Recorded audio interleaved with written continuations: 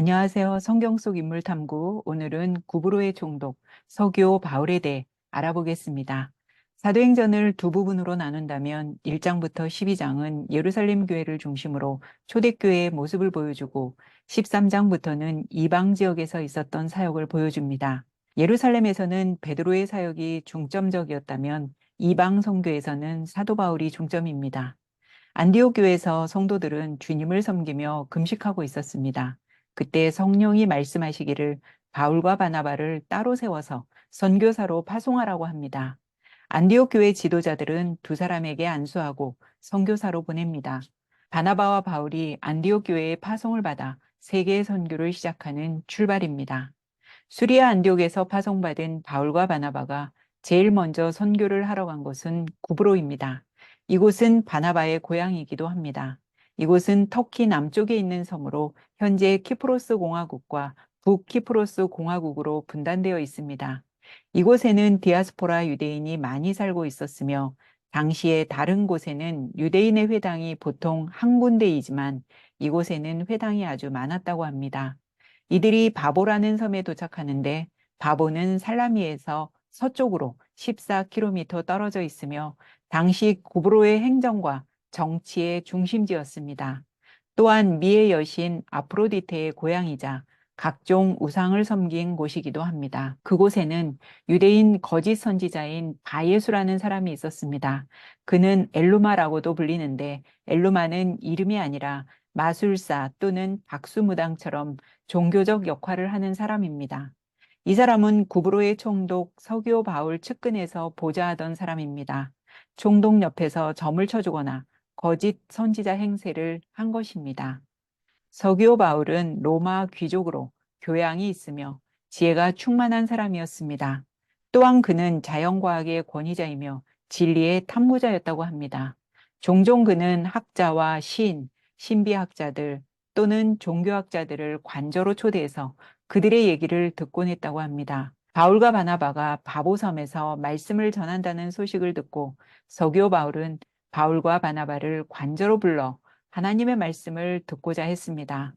당신은 다신교 사회였기 때문에 종교에 관심이 있다면 새로운 종교에 대한 소식을 듣고 싶었을 것입니다.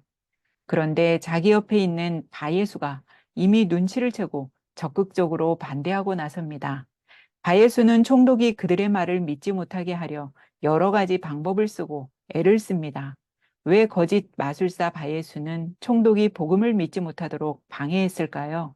아마도 총독이 복음을 듣게 되면 자신이 하는 마술에 대해 좋지 않게 생각할 것은 뻔한 일이고 그렇게 되면 자기의 거짓이 들통나고 자신의 지위마저 잃어버릴 위험이 크기 때문에 결사반대한 것 같습니다. 이러한 행위는 결국 박수 엘루마가 자신의 지위를 보존하기 위해 복음이 전파되는 것을 방해했다고 볼 수 있습니다. 그러나 이미 성령이 충만한 바울이 이것을 모를 리가 없겠죠. 총독이 믿는 것을 방해하는 거짓 박수 엘마를 향해 거짓과 악행이 가득한 사람아, 너는 마귀의 자식이고 모든 의의 원수며 주의 바른 길을 굽게 하기를 그치지 아니하는구나 라며 책망합니다. 여기서 그치지 않고 이제 주님의 손이 너를 내려칠 것이니 너는 눈이 멀어서 얼마 동안 햇빛을 보지 못할 것이다라는 말을 합니다. 바울의 말이 떨어지자 곧 안개와 어둠이 엘루마를 내리덮으며 그가 그 자리에서 시력을 잃게 됩니다. 엘루마는 자신의 눈이 어두워져 이곳저곳을 더듬다가 자기를 이끌어줄 사람을 찾습니다. 자신이 데리고 있던 마술사에게 이런 일이 생기자 총독은 매우 놀라며 두려웠을 것입니다. 자기 눈앞에서 일어난 놀라운 일을 보고 총독은 주님을 믿게 되었고 주님의 말씀에 깊은 감명을 받았습니다. 구브로에서 일어난 이 사건은 로마 고관이 예수님을 믿게 된 최초의 사건입니다. 이 사건은 단순히 총독 서기오 바울이 새로운 신앙을 갖게 되었다는 한 사람의 회심을 넘어 구브로 전체에도 큰 변화가 일어났을 것으로 짐작됩니다. 분명히 바울과 바나바는 성령의 지시를 받고 선교를 떠났음에도 방해자들은 어디에든 있었습니다.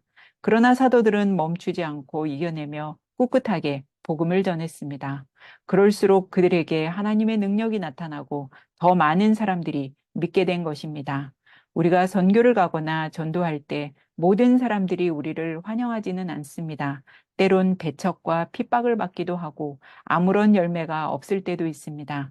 그러나 바울과 바나바가 보여준 것처럼 하나님이 우리와 함께 하심을 믿고 하나님의 능력이 나타나기를 기다려봐야 될 것 같습니다.